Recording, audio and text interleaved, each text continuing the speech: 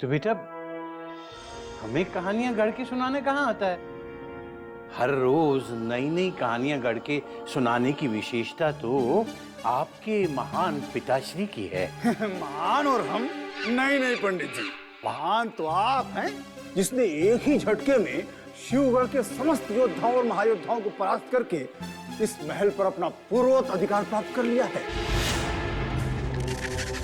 और साथ ही साथ ये भी सिद्ध कर दिया है कि संसार के सबसे बड़े राजनीतिज्ञ कूटनीतिज्ञ केवल आप ही हैं। क्रूर सिंह, तुम जानते हो कि तुम किसके समक्ष खड़े हो? जानते हैं सोमनाथ जी, बहुत अच्छी तरह से जानते हैं कि हम एक ऐसे महान व्यक्ति के समक्ष खड़े हैं जो महारानी कलावती जी के बलबूते पर इस पूरे महल में पुनः अपना साम्राज्य स्थापित करने वाले हैं। समय समय की बात है सोमनाथ जी, कल तक पंडित जी को कोई पूछता तक नहीं था, परंतु आज देखिए हर कोई इनके चरणों में झुक झुक कर प्रणाम कर रहा है। सोमनाथ, आज तक तो हमने यही सुना था कि लंबे व्यक्ति की अक्ल उसके घुटनों में होती है, किंतु आज हमारे चरित्र की जो व्याख्या की है उसे सुनकर लगता है कि आपसे ज्यादा बुद्धिमान आदमी तो पूरे शिवगढ़ में कोई नहीं। आओ सोमनाथ। पिताश्री, काकाश्री और दादाश्री क्या कह के गए? हमारी कुछ समझ में नहीं आया पिताश्री। मेरे प्याले बच्चों, तुम्हारे दादाश्री ने तुम्हारे पिताश्री की प्रशंसा की। पंडित जी, आखिर हमारी बुद्धि का लोहा मान गए ना आप? प्रतीक्षा कीजिए, एक दिन ऐसा आएगा जब आप महायोद्धा क्रूर सिंह का लोहा हर क्षेत्र में मानेंगे।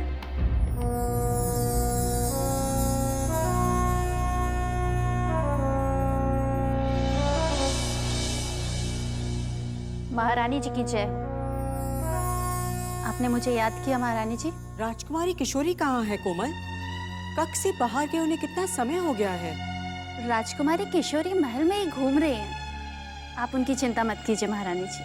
परंतु इतने समय से वो कहाँ घूम रही है? हमें उनकी बहुत चिंता हो रही है। वो महल से बिल्कुल अपरिचित है और महल में छिपे अनेक विश्वासघाती उन्हें क्षति पहुंचा सकते हैं। पंडित जगन्नाथ जी ने उनकी सुरक्षा का पूरा प्रबंध कर दिया है महारानी जी, और हमारे महल के अनेक गुप्तचर उन पर सुरक्षा दृष्टि बनाए हुए हैं। परंतु फिर भी राजकुमारी किशोरी को इतनी देर तक बाहर नहीं रहना चाहिए। भवानी सिंह, सोमनाथ और क्रूर सिंह जैसे व्यक्ति कभी भी किसी भी समय उन्हें किसी संकट में डाल सकते हैं, क्योंकि शिवगढ़ के सभी योद्धा एक दूसरे को समाप्त करके अपना हित साधने में लगे हुए हैं। वे शीघ्र ही कक्ष में लौट आएंगी, और वे अकेली नहीं बल्कि संध्या और शीला दोनों ही उनके पीछे पीछे साए की तरह इस महल में घूम रही हैं। इतना विशाल महल देखकर मन प्रसन्न हो गया शीला। चलते चलते सुबह से शाम हो जाए तब भी ये गलियारे खत्म नहीं होंगे। अभी तो आपने महल के गलियारे ही देखे हैं राजकुमारी किशोरी, पर जब आप महल के विशाल कक्ष, बाग बगीचे और नीले जल से भरे सरोवर देखेंगी तो फिर आप संबलपुर के महल को भूल जाएंगी, है ना संध्या? तुमने ठीक ही कहा शीला। अब आप यही रहना राजकुमारी किशोरी। आपके आने से इस सुने राजमहल में रौनक आ गई राजकुमारी जी।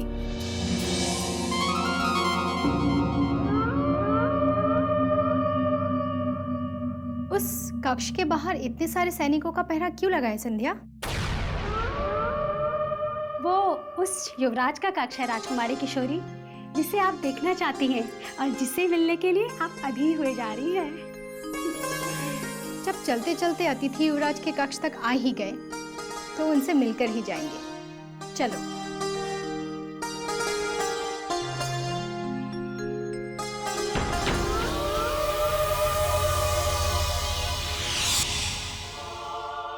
आदाब शहजादी आलिया, आप अंदर नहीं जा सकती।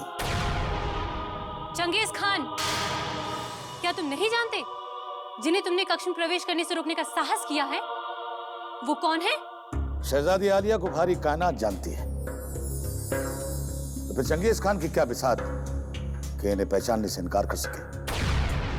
लेकिन चंगेज खान अपने आका का गुलाम है और मेरे आका नहीं चाहते कि दुश्मनों के शहजादे से शहजादी आलिया तो क्या कोई परिंदा भी मिले। कौन है तुम्हारा आका? कुल आलम जानता है कि चंगेज खान सिर्फ और सिर्फ महाबली सोमनाथ का गुलाम है।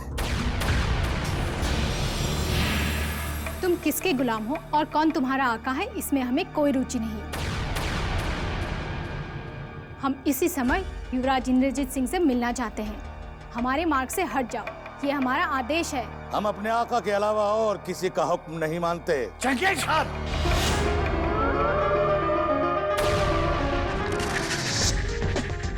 आदाब पंडित जी। तुम्हारी हिम्मत कैसी हुई राजकुमारी के साथ ही गुस्ताखी करने की? राजकुमारी के आदेश की अवहेलना का मतलब जानते हो? मृत्युदंड। जरूर जानते हैं, लेकिन हमारे आका का हुक्म। हम तुम्हारे किसी आका वाकों को नहीं जानते। आज हमारे सामने तुम्हारी ये पहली भूल है, इसलिए तुम्हें क्षमा किया जाता है। लेकिन यदि आज के बाद ये भूल दोहराई गई तो महल में न तुम रहोगे न तुम्हारे आका। हटो सामने से। आइए राजकुमारी, मैं स्वयं आपको राजकुमार से मिलाने से चलता हूं।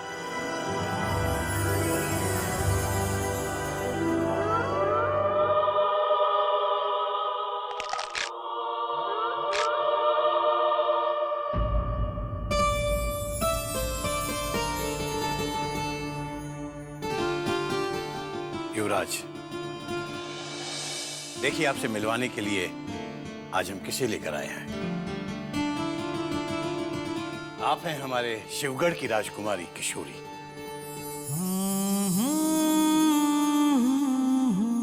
राजकुमारी,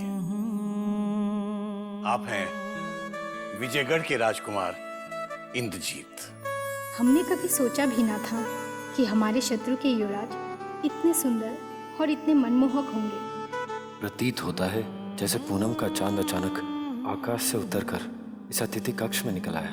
इतना सुंदर मुखड़ा तो किसी देवलोक की अप्सरा का भी नहीं हो सकता।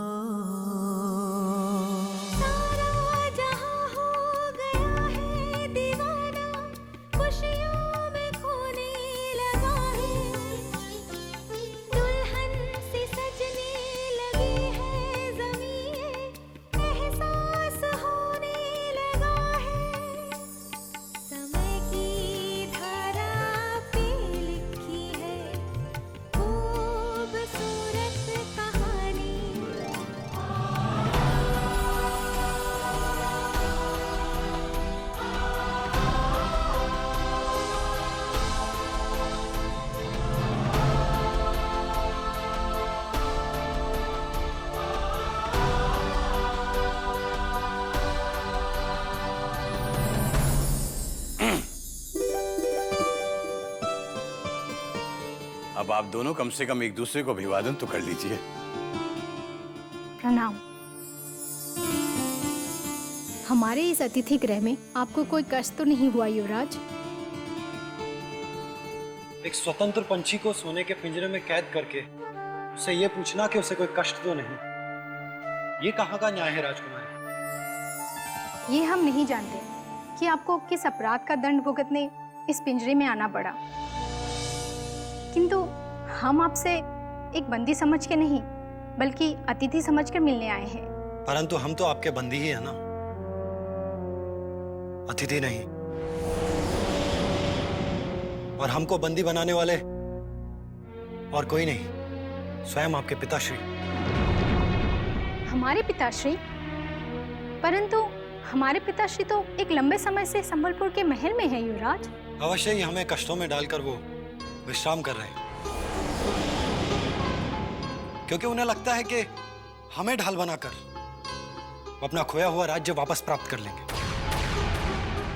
परंतु ये उनका भ्रम है जो कभी भी टूट सकता है। नहीं युवराज, महाराज शिवदत्त पर यह आरोप लगाकर आप भूल कर रहे हैं। आपको बंदी बनाने के पीछे उनका हाथ नहीं है, अपितु हम केवल इतना जानते हैं कि शिवगढ़ के महायोद्धाओं ने हमें बंदी बनाकर जो कायरता भरा कार्य किया है, उसके लिए इतिहास उन्हें कभी नहीं भुला पाएगा।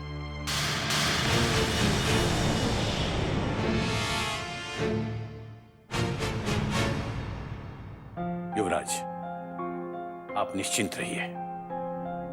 इतिहास के पन्नों पर वो काले अक्षर हम कभी नहीं आने देंगे। शीघ्र अतिशीघ्र वो दिन भी आने वाला है जब महाराज शिवदत्त स्वयं सम्मान के साथ आपको यहां से विदा करेंगे। परंतु कब? हम इतने समय से हमारे माता पिता से दूर हैं और हमारे छोटे भाई आनंद न जाने वो महल में पहुंचे हैं या शिवगढ़ के मायावी जंगलों में भटक रहे हैं। हमें कुछ पता नहीं। यदि हमारे छोटे भाई आनंद को कुछ हुआ तो हम शिवगढ़ में किसी को माफ नहीं करेंगे।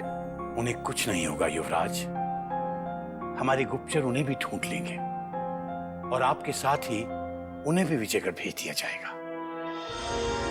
आप निश्चिंत रहिए, महायोद्धा सोमनाथ के रहते अब आप पर कोई संकट नहीं आएगा। हमारी अनुमति के बिना राजकुमारी किशोरी युवराज के कक्ष में कैसे पहुंच गई चंगेज खान?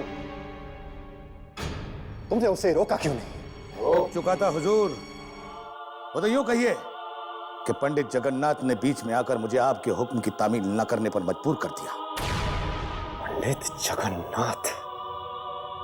पंडित जगन्नाथ ने हमारे मार्ग में कांटे बछाना आरंभ कर दिया है।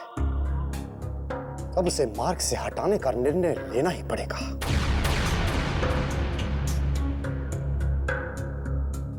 कहीं हमारा राजकुमारी किशोरी को प्राप्त करने का स्वप्न अधूरा न रह जाए। तो क्या आप शहजादी आलिया को अपनी महारानी बनाने का ख्वाब देख रहे हैं मेरे आका? हाँ चंगेज खान, हम राजकुमारी किशोरी से विवाह करना चाहते हैं और इसी स्वप्न को पूरा करने के लिए हम संबलपुर से शिवगढ़ के महल में आए हैं। समझ गया मेरे आका, आप राजकुमार की हिफाजत करने के बहाने से महाराज शिवदत्त के वारिस बनना चाहते हैं। ठीक पहचाना।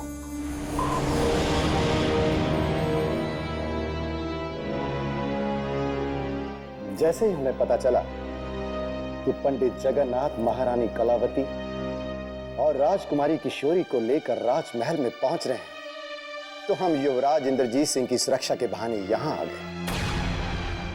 परंतु हम ये नहीं जानते थे कि राजकुमारी किशोरी आते ही युवराज से मिलने चली जाएगी, और जिसे हम कभी जीवित नहीं देखना चाहते। तो फिर उस शहजादे का सर काट कर अभी आपके कदमों में लाकर डाल देता हूं, क्योंकि जिसे मेरे आका जिंदा देखना नहीं चाहते उसे इस कायनात में सांस लेने का कोई हक नहीं। ठहरो चंगेज खान, अभी हमने तुम्हें युवराज को खत्म करने का आदेश नहीं दिया, केवल अपनी इच्छा जताई है।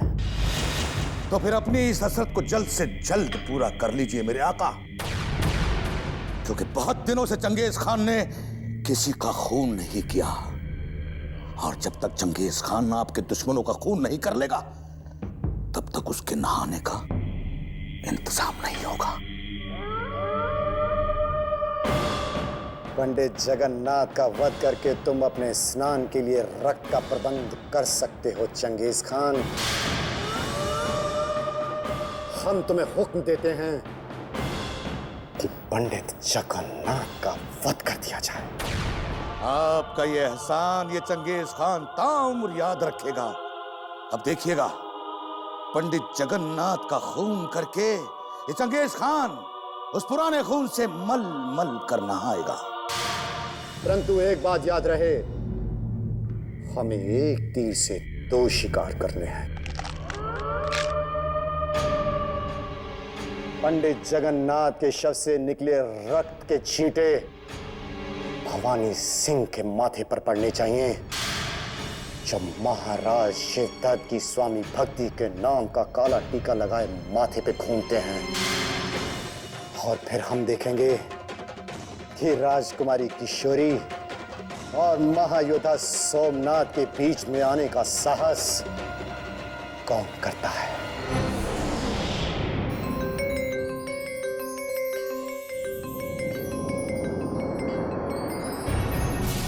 हम कब से आपकी प्रतीक्षा कर रहे हैं राजकुमारी किशोरी।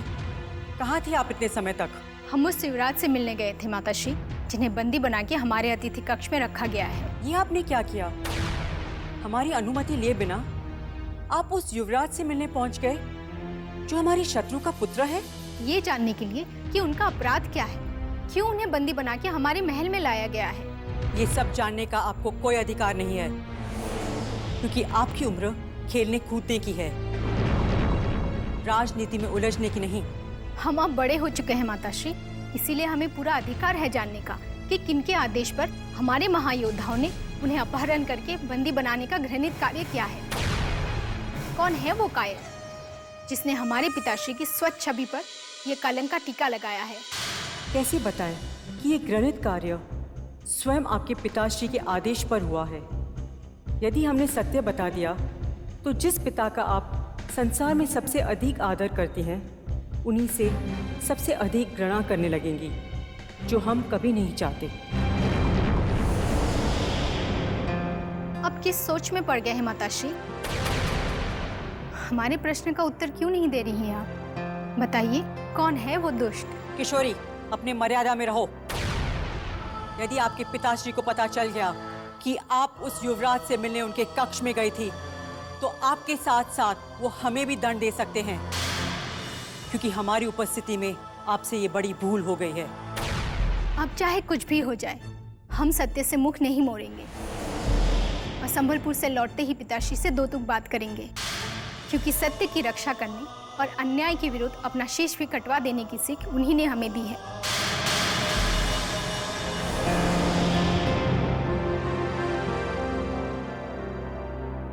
हमने कभी सोचा भी न था कि शिवगढ़ के इस महल में कदम रखते ही हमें अपने ही राजकुमारी से सत्य छुपाना पड़ेगा।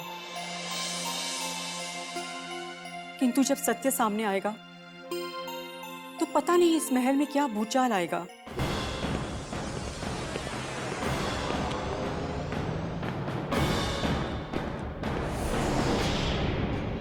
प्रणाम हुजूर। लगता है आजकल तुम्हारे मन में हमारा भय कुछ कम हो गया है, और शायद इसीलिए आजकल तुम अपने कार्य से भटकने लगी हो मृणालिनी। मैंने ऐसा क्या कर दिया हुजूर कि आपको मेरे कार्य और मेरे समर्पण पर संदेह होने लगा? तो फिर राजकुमारी किशोरी युवराज से मिलने में कैसे सफल हो गई? तब तुम कहाँ थी जब पंडित जगन्नाथ उन्हें लेकर युवराज के कक्ष में जा रहे थे? तब कहाँ थी तुम?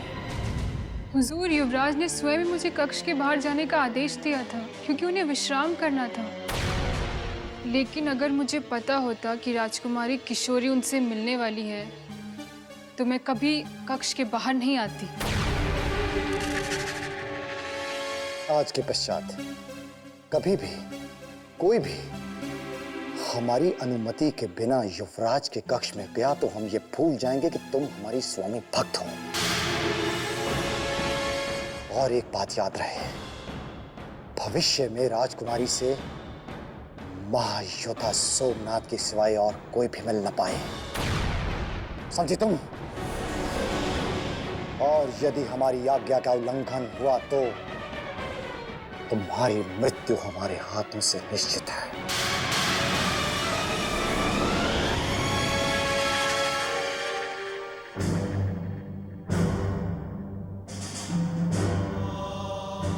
मैं सोमनाथ के बारे में क्या सोचता था और ये क्या निकला? मैं इसकी तुलना बद्रीनाथ से कर रहा था और ये भवानी सिंह और चंडीलाल के पद चिन्हों पर चल रहा है।